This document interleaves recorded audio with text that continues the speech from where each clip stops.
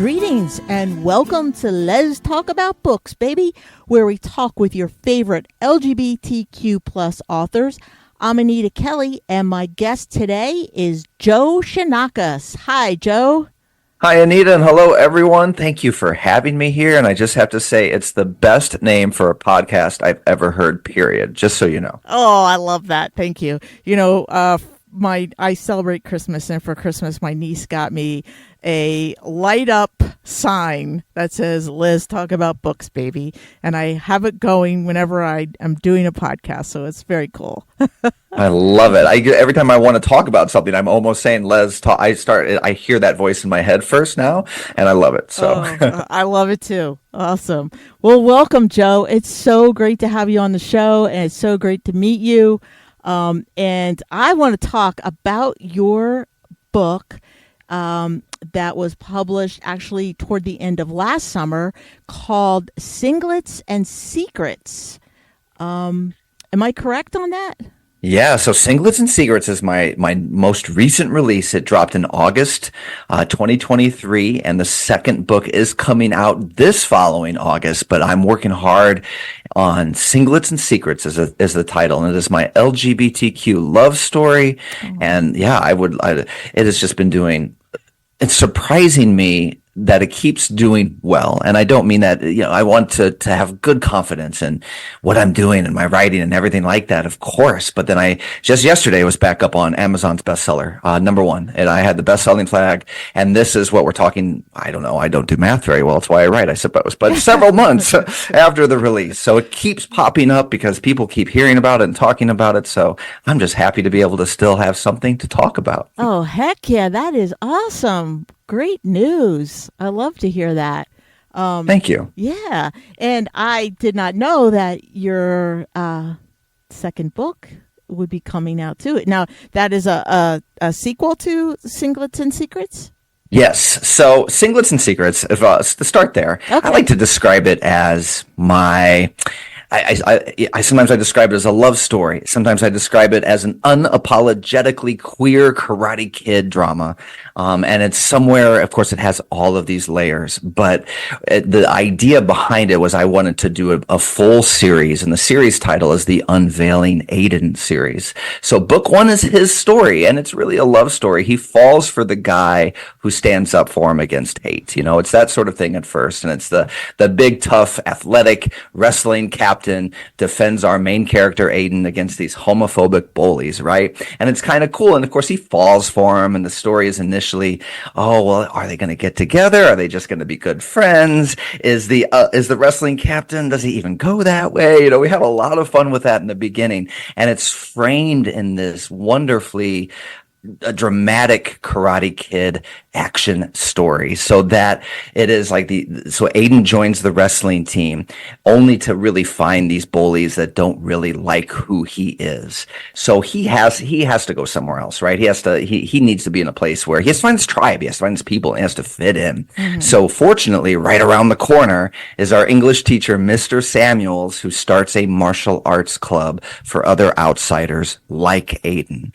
And so Aiden starts to train there to get confidence, but of course our wrestling team full of these homophobic bullies in our first book. I like to put it this way: small minds have big egos, right? Yes. And so they see this kid leaving the wrestling team to take karate lessons, and so we're going to have this challenge. The wrestling team versus our newly formed queer martial arts club. And that's sort of the action behind the love story. And of course, I'm going to take it all the way. And this isn't a spoiler, I promise you, because you kind of learned this early on. But for our main event, we're going to put our two love interests against one another. And that's the story I always want to tell us.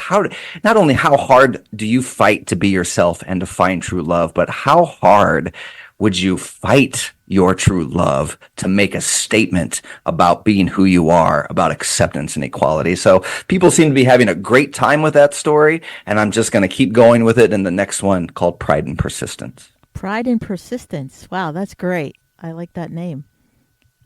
Yeah, thank you. I like to take a lot of the stuff comes from martial arts lessons, and one of the themes throughout the series, but especially in book 2, is fall 7 times, rise 8. And I took that from, of course, a Japanese proverb. It's not my original statement, but it's something that always inspired me when I was young, and I put that in that theme. No matter how many times we fall down, we get back up. And I'm hoping people see that as a metaphor for everything that we're doing as a community to fight for our rights and equality and to fight for each other, that no matter how many obstacles appear, we don't stop. We never stop. What a great time to talk about this with Pride Month coming up too, right? Yeah, absolutely. Yeah, when we look at how Pride Month got started was the Stonewall riots, and they didn't back down. They one day stood up and fought back, and there you have it. The start of the gay rights movement. Yes. So, Yes. So, in Singlets and Secrets, you have Aiden, and he is the protagonist, right?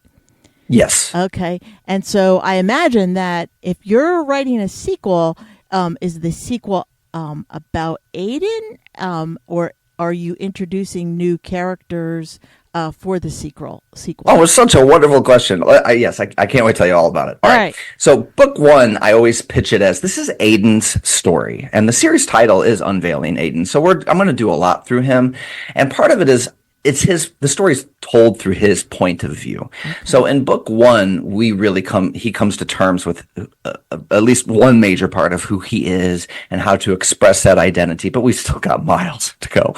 And that's a really great story in and of itself. But I set out to this series that I want every single letter in LGBTQIA to be represented. Oh. I don't want just a story where we have one gay hero. I mean, the story came about because, okay, I'm a huge fan of the original Karate Kid, of course, and I could just spend the entire hour talking to you about that. But I watched that 1984 movie. I was 5 years old when it came out, and I watched that VHS tape so many times. It had to be replaced multiple times. I begged, like as a birthday present, right? I don't know if anyone can relate to those days. But I was like, Mom, please, my VHS tape will no longer work. I need a new one. Mr. Miyagi? Yes, Mr. Miyagi, Daniel's, Johnny. Yeah. Yeah, so you think about Daniel versus Johnny. Totally. The initial idea behind my story was, what if they were both gay, and what if they were both, possibly into each other at the same time, and so that was one of those ideas that floated around my head. But I thought to myself, as much as I'm such a fan of that series, and this is not a criticism of it, or at least I don't mean it to be that way, but it doesn't include a lot of LGBTQ representation. Well, the Karate Kid series itself has 0. Yeah. The Cobra Kai series has one side character who's bisexual. Now, I haven't seen season 6 because it's not out yet, but assuming that doesn't change, they have one LGBTQ side character. Not representing well. Yeah, and they represent the writer. I know I've got a story I want to tell you about one of the writers eventually here.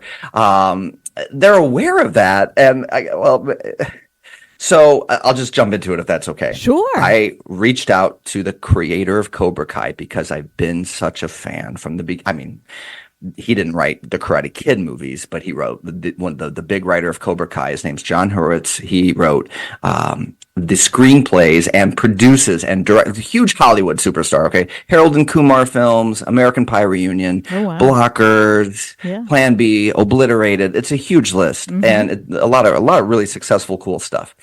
So I've been a fan of the beginning because I like his storytelling. I like his character development. He should run a master class on character development and conflict. I really think it's amazing. And especially in comedy, there's just some really good stuff that I don't think a lot of authors or writers necessarily think about how much conflict needs to be in something comedic, but there needs to be just as much conflict in comedy as there is in drama. All right. Sure. In order for the story to really capture and keep someone's attention. You even think about, like, my favorite sitcom is The Golden Girls. All right. I still watch The Golden Girls before bed. Yeah, even those scenes still have conflict, right? Yep. Anyway, the point being, I'm a huge fan of John and a huge fan of his work, and I've studied it, and I compliment him. I want to be a fan who tells the authors that he likes that you are amazing. But I've said straight out to John, I was like, there's not LGBTQ representation in this series, at least not a lot. And what I want you to know is that I am working hard as an author and a professor to do for the LGBTQ community what you have done for the Karate Kid universe and fandom, if you will. Oh. And so I've created my own LGBTQ story.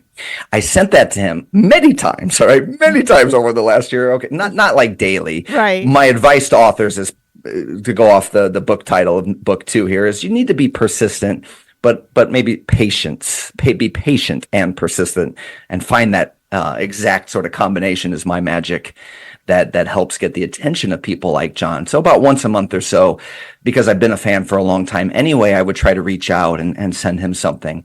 Well, just a few weeks ago, the time has blurred, right? But just in time for Pride Month, I actually have an endorsement and a review from the creator of Cobra Kai on my Singlets and Secrets story. And he quoted it and said something along the, I'm going to pull it up and get the exact wording here if we want, but it says, he wrote, Joe Chianakas' Singlets and Secrets is an LGBTQ martial arts story that is meaningful, important, fresh, and entertaining. And the fact that I got that from like one of my heroes, I don't know, it may not mean the same to people, but I think like if you're going to start a band and have live music, like imagine having your favorite musician. Yeah. Imagine Beyonce knowing who you are. Yeah. To me, the fact that the creator of my favorite series of all time knows who I am and now has endorsed and reviewed my book is amazing. That is all that to say. More than amazing. That's just wonderful. I'm so happy for you. Oh, thank you. I mean, again, it took a long time to get here, and I've been working on and writing for a long time. And all that to say that book 1 is Aiden's story, but book 2 is going to open up to a full queer, every letter represented universe of this team. So the main premise, what I'm most excited about in book 2, is to really tackle some of the issues and challenges facing our transgender community. Okay. My big hook is, what are we fighting for, if not each other? And so book 2 is going to take a look and be like, okay, the people that we are fighting should be our friends, not our enemies. And I want to really play up that theme and try to heal some of the divisions and the conflicts that we see. I mean, what am I writing for if not to provide some kind of hope too, and hopefully some inspiration along the way? So that's kind of a big preview of book 1 and book 2, I guess, sort of why I'm writing them and where we're going with them. But I do hope it's just becomes this amazing queer martial arts story that people love, either for the love story and the friendship and or the Cobra Kai-esque drama of it all. There you go. That's awesome. Yeah. That's really amazing. I'm really so happy for you. I can't imagine what that feels like to have one of your heroes give you such a rave review. That's fantastic.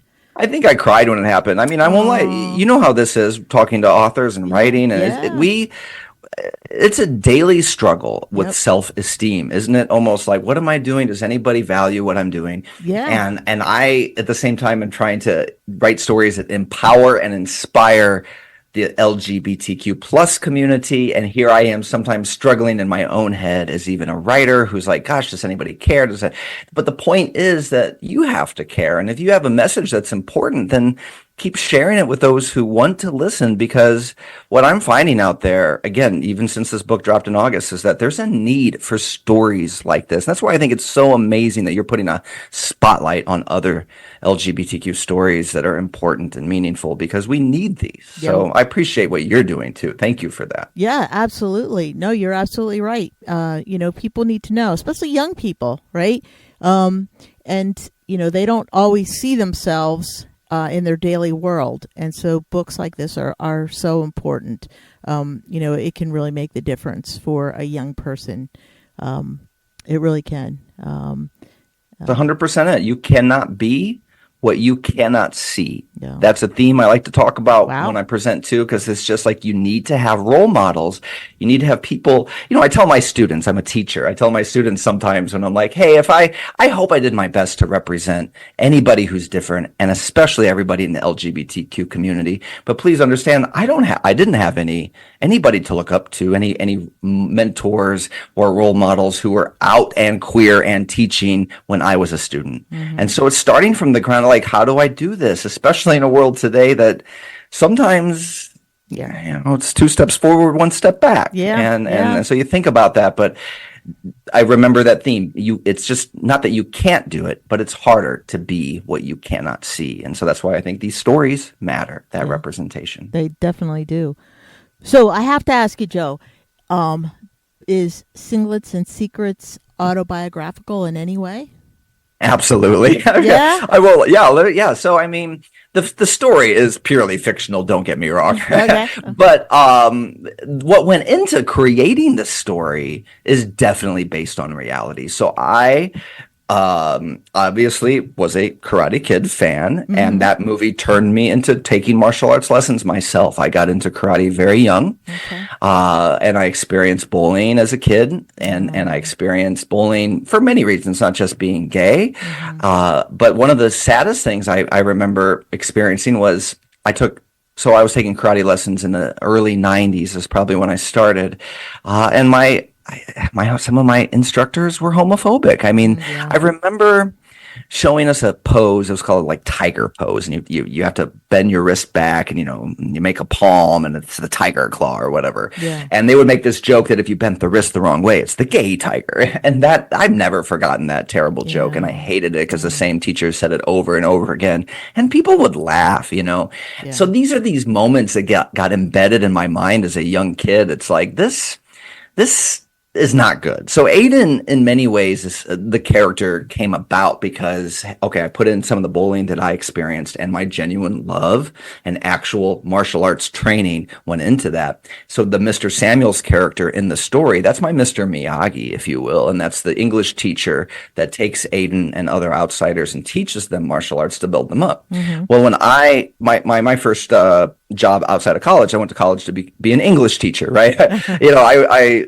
there's a whole big story there too. But anyway, I was an English major. I wanted to teach reading and literature and writing because obviously I love it. And I just remember my first year teaching, I wanted to get involved and help the kids. And I was like, I don't know what to do. What are these sports things? And so like they needed an assistant basketball coach. And I was like, I want to help with the kids. Mm-hmm. I want to help. So I became an assistant basketball coach for a year. And then I realized that I'm terrible at basketball. I was like, I have no idea what I'm doing, y'all. And it was very obvious. So I thought to myself, I'm like, there's no martial arts club. Why aren't there martial arts programs in our public schools? And by the time I was an English teacher, I had 15, 20 years of experience myself. So I remember sitting down with our athletic director and asking, can I open up a martial arts program here? And long story short, my entire time teaching in public school, in the high school, I taught there for a decade, 10 full years. We ran a program that was called Metamora Martial Arts. It was a free after school program for high school and elementary kids. And just like the sports there, they could come and take classes, take martial arts lessons instead of football practice or whatever. And it was very, very successful. And so that experience, of course, went into some of the plot of the story, because don't get me wrong, we had some wrestling and martial arts conflicts back in the day. I'm and, sure. Yeah. all sorts of egos involved and all Yes. sorts of drama at the school. So yeah, all that. To me, I say you need to write what you know, right? And so Yeah. this is the stuff I know, and that's probably where it's autobiographical in some way. Yeah. The other way would just be genuine reactions and moments, right? Like I know what it feels like to be terrified to come out. I know what it feels like to have, the straight guy react in a negative way when you do come out to your best friend or whatever. And things that you might find in that story, I think, are things a lot of queer people can relate to. And that's what makes it so meaningful. And hopefully our allies and everyone else reading gets a little bit more empathy and understanding of our life experiences when they read this. That's one of my favorite comments from straight readers, is that while I'm trying to have empathy, and most people 99% of my straight readers who contact me are nothing but wonderful, of course. Yeah. And they, but they say things like, I always thought of myself as an open person, as an inclusive person, but I learned something. They always learn something about an experience or a situation that they never had even thought about. And isn't that that's exactly what's so important about diverse stories. Definitely. Is that I guarantee you, there are hundreds of experiences out there that I know nothing about, because in my reality, I've never had to deal with it. Yeah. And I think putting yourself into the person's shoes who does Yeah. have to deal with it. Imagine teaching being your number one passion in the world and you're queer. How do you balance that, especially with students who might be anti-LGBTQ? Yeah. Yeah. Let's work to understand and have some empathy before we throw out judgment. That's what I love about these stories. And during my day job, we have an event called Courageous Conversations, and it is exactly for that. For people, and it's not just LGBTQ folks. It's all like marginalized facets of our society. We talk about and it's an opportunity for people outside of those marginalized groups to learn and grow, and it's been really well received, and I just think that's amazing. That's just so wonderful. yeah, it is. It's cool. Yeah, it's very cool. So Joe, I'm getting the sense that you are Mr. Samuels in some way. Yeah, so I'm a little bit of Aiden, and I'm a little bit of Mr. Samuels, and I'm a little bit of Mateo. That's the wrestling captain that Aiden falls for. And if you want to be really honest, I'm a little bit of the bad guys. I think if you can't find some aspect of yourself that needs to be worked on, then you're not being honest with yourself. So I try to find those aspects of myself and throw them in the bad guys, and so that, a little bit of me is in every character. And I think Mr. Samuels is straight in the story, and I think part of that aspect, so that's where he's not me for sure, but part of that is there's such a power in having straight, strong allies stand up for the community too, and I hope people if you are, I don't know, I don't care who you are, but if you have a choice to be, hey, I'm going to be someone who uses my voice and my strength to build someone up, or I'm going to be someone who uses my strength and voice to tear someone down, that's a choice. Yeah. Which one are you going to choose with your life? No, it is a choice. And Absolutely. Yeah. So I want Mr. Samuels to be that inspiration, I hope, to strong kind of mindsets, especially straight minds who are like, you could be this person who is out there. Yeah. And we need being a hero that we need while we are, but I also don't want that savior. All right. Yeah. We're going to be our own heroes at the same time, but we need those allies. We need those allies in schools, especially, with everything that's going on in the school system and, book banning. We need people to speak up. We need straight people to speak up and say, hey, you're being ridiculous. This is okay.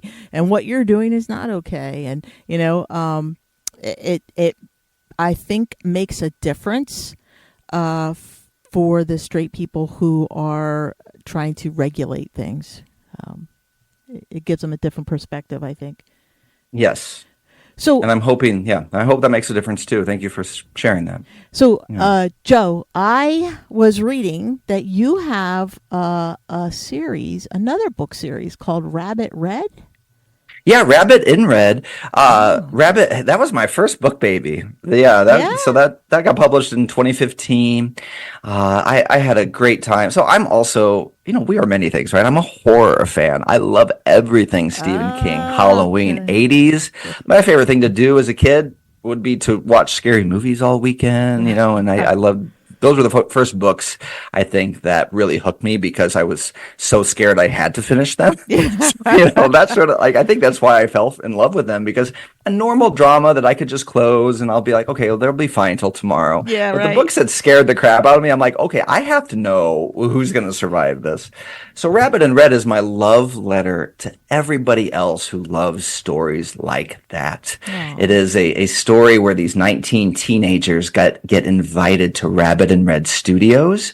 And Rabbit in Red Studios, picture a Universal Studios environment where the movies that you love come to life, but it's all horror themed. Oh my goodness. And these students of cinemas, who they are, they get invited because they want to make the movies. They love these movies. But of course, the things that they love that happen in the movies start happening in real time. Uh-oh. And it's the story about, did you learn enough from all the horror that you've studied to be able to survive it in real life? And it's full of twists and turns. I'm someone who loves twists. Singlets and secrets is the same way. It may not sound like that, but man, I'm going to surprise surprise people with some side characters who are going to blow you away. You will not. I love when people tell me, like, I cannot believe it went that way, because it's just, there was this random character. I didn't think anything of him or her. And then suddenly, what? So I love stuff like that. Oh, R.L. yeah. Stein said, I think it was R.L. Stein, right? You have three acts: the beginning, the middle, and the twist. Yeah. Yeah. And Rabbit in Red is my big twist one. So that it's a fun series. I think I got my feet wet writing those books, and I learned everything about. Definitely not everything. I learned so much about the writing and publishing industry by through Rabbit in Red. So the first book had a small publisher that closed down after the first book. I decided to self-publish the second and the third books, and ended up doing some really creative things with them, including my biggest moment. So again, it's related to the John Hurwitz story a little bit. Like I would tell any creator, any entrepreneur, anyone who's like, all right, if you're creating something, what are your big goals to, if you want to make it as successful as possible? What I try to have 100 different dreams and ideas and possibilities that could happen. Like getting the Karate Kid, getting John Hurwitz endorsement was one for singlets. For Rabbit in Red, I had this idea, it was like, okay, well, who are my readers and how do I find them? Mm-hmm. And I need to find these horror geeks that will know. I mean, like here's the trivia for your listeners. Mm-hmm. Do you know where Rabbit in Red comes from? The title is actually taken from a very classic horror film, horror franchise. Maybe I'll give the answer at the end if you guys want, but for now, you can think about that, all right? Here's a clue. Every Halloween, someone screenshots one scene in a particular movie and emails it to me and is like, Joe, did you know? Oh my goodness. Yes, that's where I got Rabbit. That's where I got the title idea from. So that was cool. But anyway, part of my dreaming for that was, okay, where are my readers and how do I reach them? So there was this thing called Nerd Block, which had Horror Block, which was a pop culture subscription box, that would send people random collectibles or whatever, right? Like Loot Crate. There's 1,000. Now they're everywhere, but I think there's so many that there are fewer big ones, right? Because there's a subscription box, I swear, for literally everything, right? Yeah. Like I get my dog bark box, another subscription box. Okay. So there was this big Horror Block, which was the biggest thing in 2015, 2014, easily. And so I decided as I was writing the story that I made my main character collect them. I gave references to Horror Block and Rabbit in Red. And when the book was published, I tagged them on Twitter at the time, and I tried to get their attention, and I emailed them a pitch about the book. And I said, hey, I've complimented your company in this book. Here's the synopsis. It's for horror fans. I think they'd love it. So one day I get this phone call. This, again, took a year. Yeah. Patience and persistence, right? It took about a year of getting that out there. And I got this phone call from somebody at Horror Block who was like, hey, Joe, I read your book and it actually went like this. I fell asleep reading your book last night. What? And I thought, wait a minute, is she insulting me? Yeah. What's this? Why are you calling me to tell me this? And she goes, no, I fell asleep reading your book because I stayed up so late trying to finish it. It was so good. And I just have to know what happens next. And with that in mind, I'm going to need a good price on 16,000 copies because we're going to put one in our in the next Horror Block, and we're going to send it to 16,000 people around the world. Fabulous. So I passed out, and we made a deal, and they actually picked up the second book in the series as well, and that's what put me on the map and put me on the radar, so to speak, I think, with readers, because for the first time I was suddenly getting messages and likes, from all over the world, not just Peoria, Illinois. Yeah, oh man, it was cool. Fantastic. So yeah, it's wow. What a feather in your cap. Yeah, and thank you. And I'm very proud of it, don't get me wrong, but I don't want to say it arrogantly. I think people just need to start thinking about creative ideas and just keep going after them. Keep going for it. Yeah, definitely. And don't take no for an answer, and don't let anyone else tell you that it's not a good idea. If you think it's a good idea and you're invested in it, just do it. Absolutely.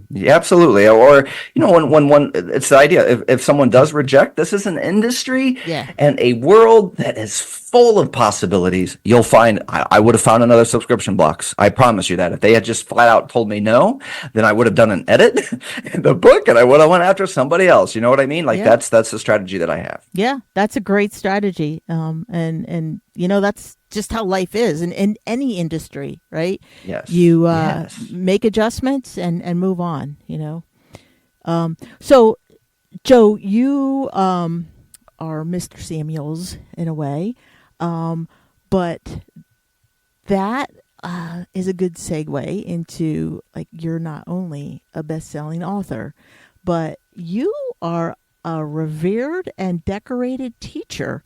So you received Teacher of the Year award not once but twice, which is just amazing. In 2015 and then again in 2022. That is just awesome. So Thank I'm you. thinking you must be one hell of a fantastic teacher. And so I want to ask you, what in your opinion, what makes a good teacher? What makes a good mentor? And do we have enough of those people in our schools today? Thank you so much. And wow, great question. I see amazing young teachers, and I'm mentoring a couple of new teachers actually, and they're.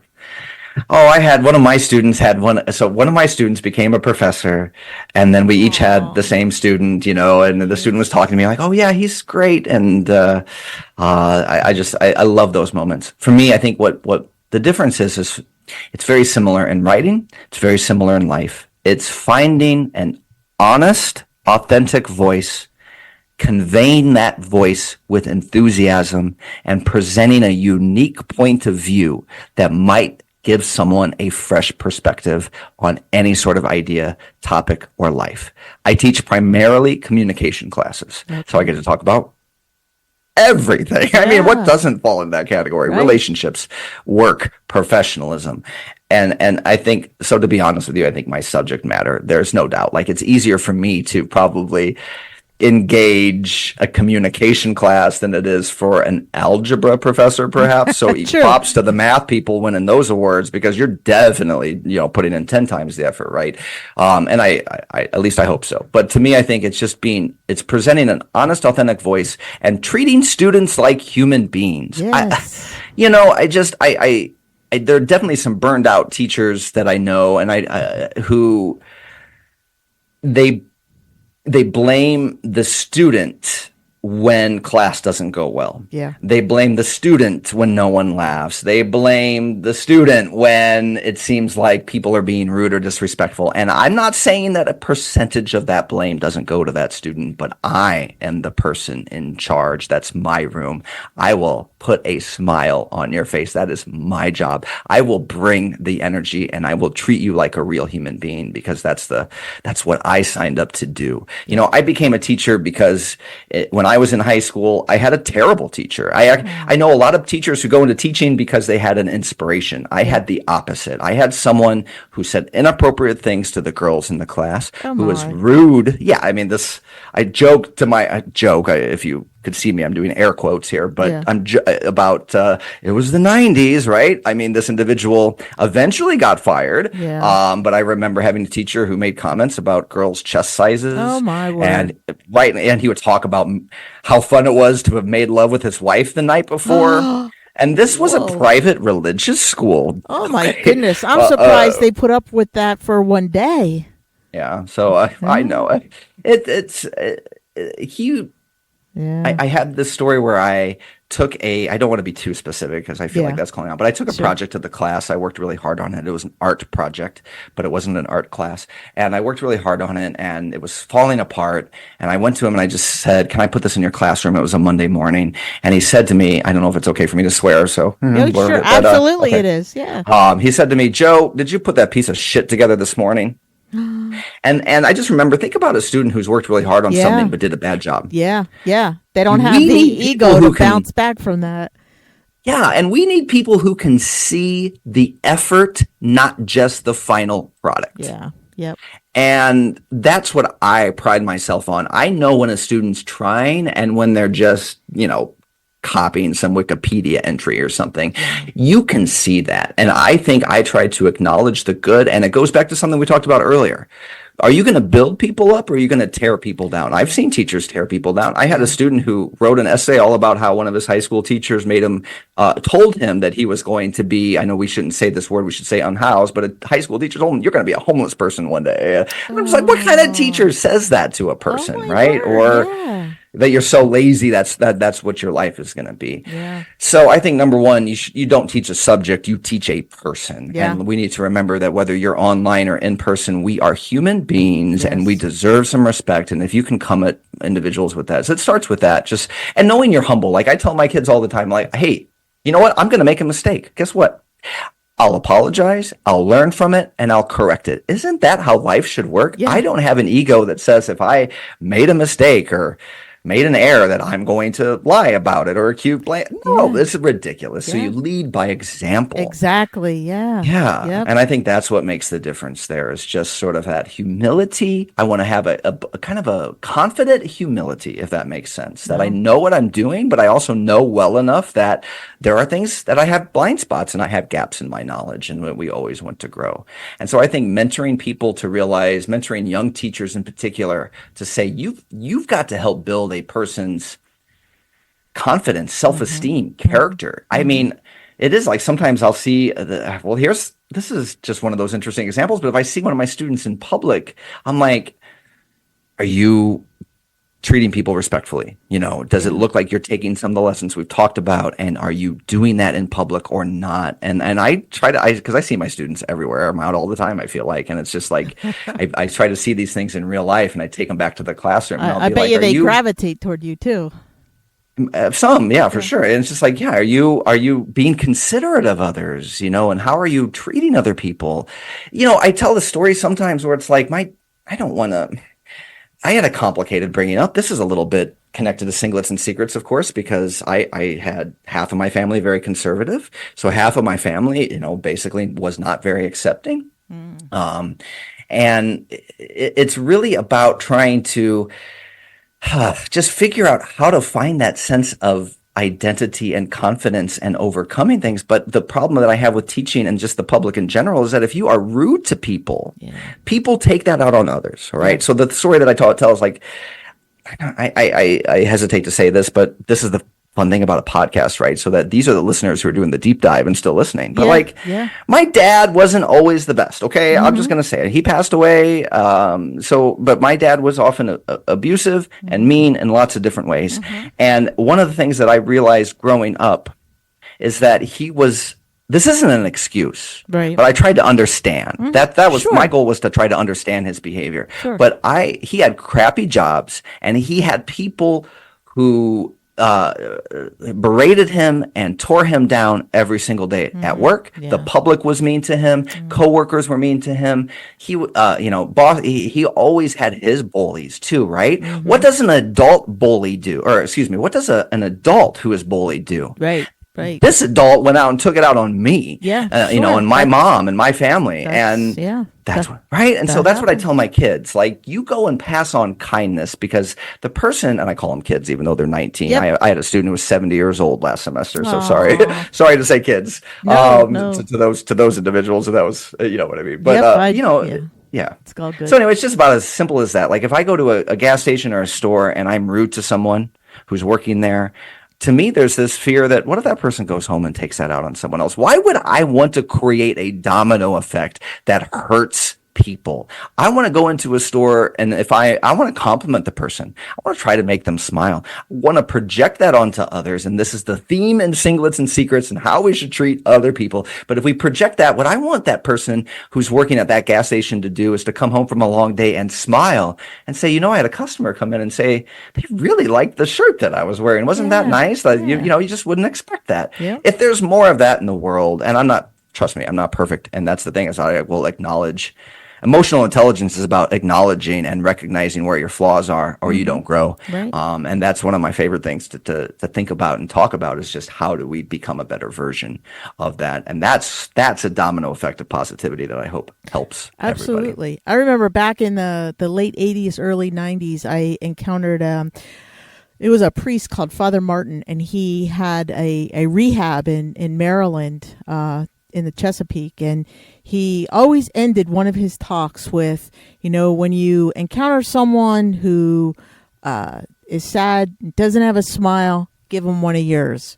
And I always remember that. And that's just something that, I have taken with me, all my life. And that it's just pass it on, be kind to people. Yeah. And I think. Yeah. And the same in the classroom, just to go back to what makes a good young teacher, recognize that in your students and ask them, hey, are you okay? Anything you want to talk about? A lot of them won't take you up on it.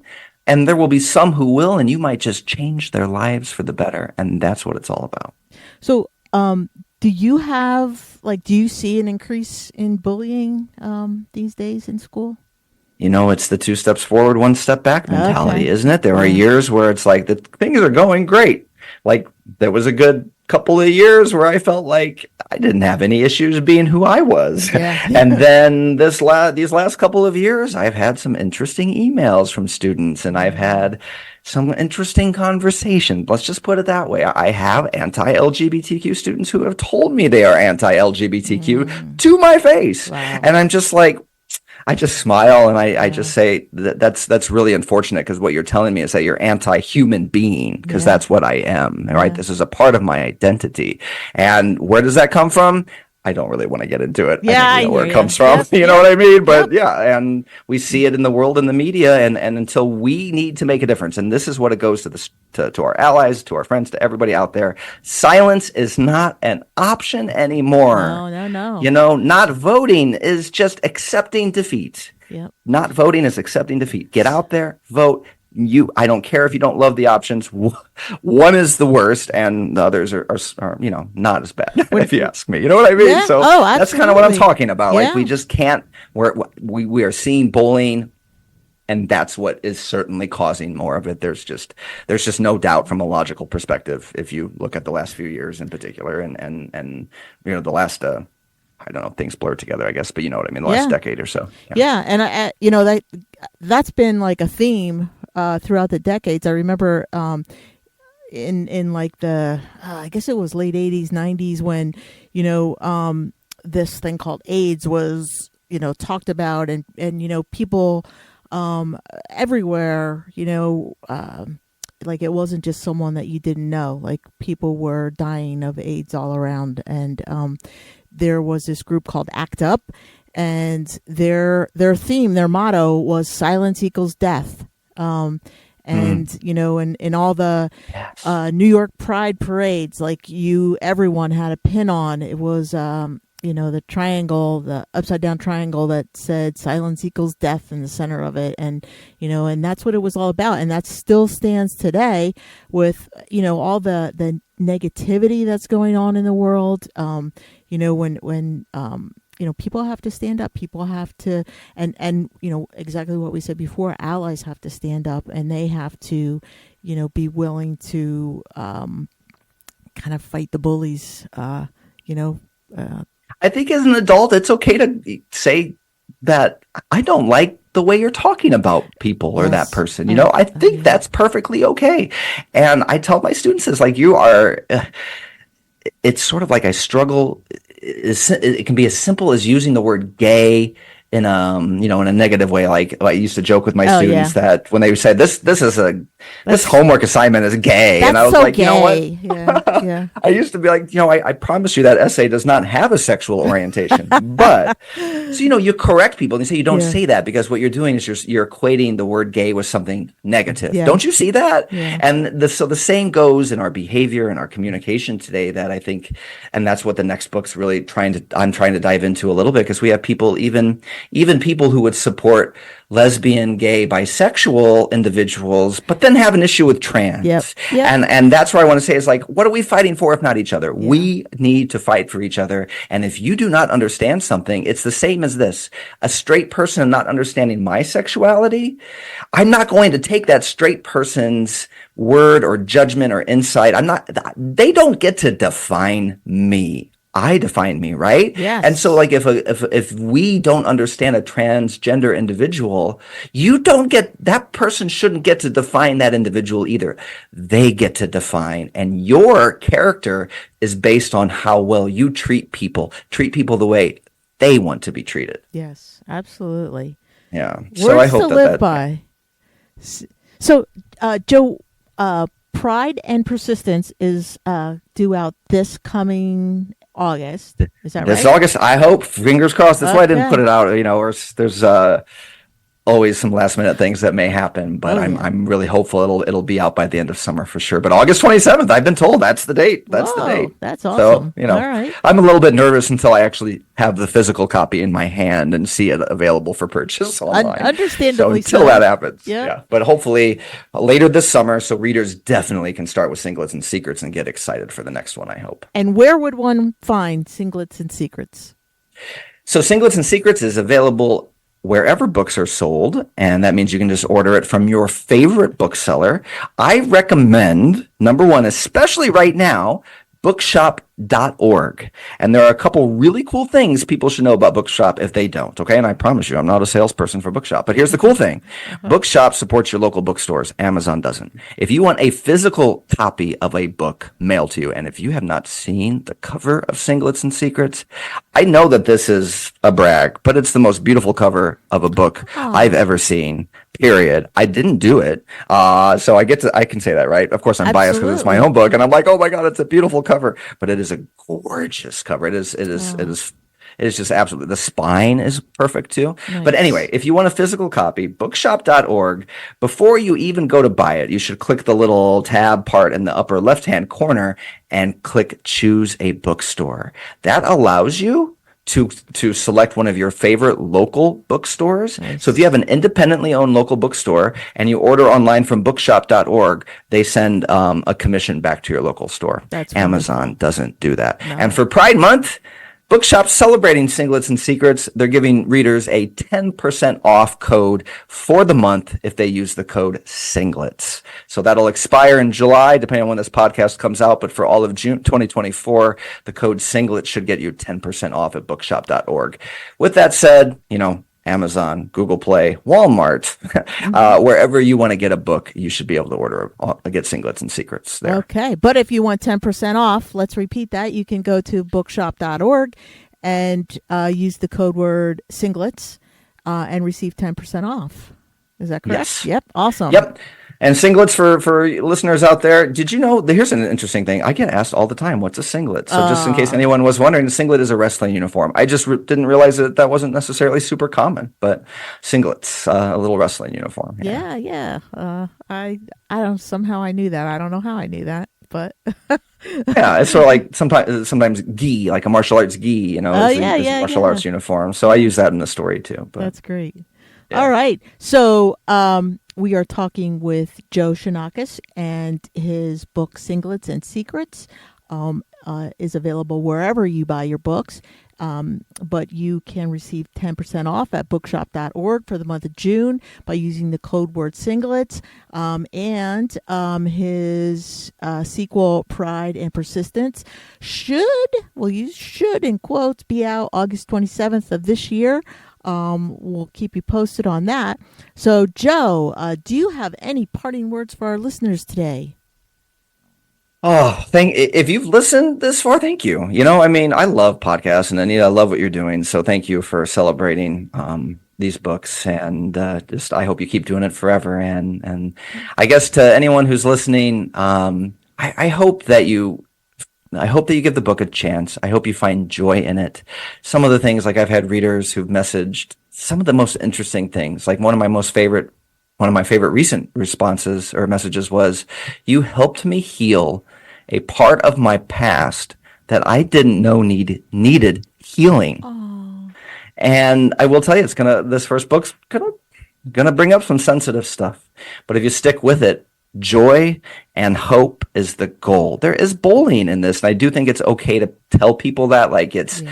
you know what, this I as a gay consumer of everything, Mm-hmm. I don't want to see people bullied on screen anymore. I'll be honest with you. I do struggle with that personally, Yeah. but there is bullying in book one. And I want to tell you, it's just where we're starting. And it's also a cautionary tale because I am nervous about where we're headed in this for this upcoming election. Yeah. I'm nervous about all sorts of things, and the school and the community that is the setting of Singlets and Secrets. This is my warning for what might happen if we allow certain people to take back the things they think they deserve, Yeah. and I want people to see that for sure. So at the same time, I want you to know that stick with it because joy and hope is the goal, and it just gets better and better as we go. So Awesome. I We hope love that everyone will stories of enjoy joy it. and hope.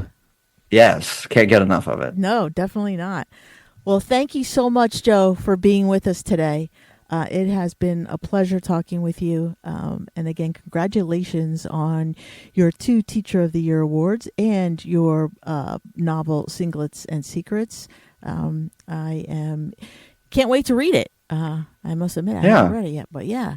So, And one quick last parting word. yes. Rabbit and Red answer for anyone who's sticking around There you is go. from the original 1978 Halloween. There's a scene where John Carpenter's, as the director, pans in on a matchbook, and on the matchbook it says the Rabbit and Red Lounge. And it's just a prop, but it's meant to tell you that Michael Myers has moved from point A to point B. But I love the deep trivia of anyone who might know that Rabbit and Red is related to the original Halloween movie. So there's my little trivia for you. And I remember actually, I promise you, I'm not going into a long story. When I was rewatching it while writing that book at the time and saw that on the screen, I was like, that's my title. I didn't even have a title. I just had a story, and there it was. Oh, So that's so cool. you can find inspiration all over the place. But again, thank you so much for having me. Really appreciate it. And please don't be shy. Anytime another book pops out, I'd love to come back anytime you have availability.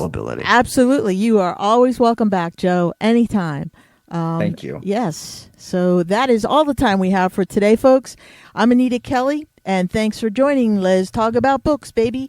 Until next time, may your journey be lighthearted, peace be plenty, and be safe, folks.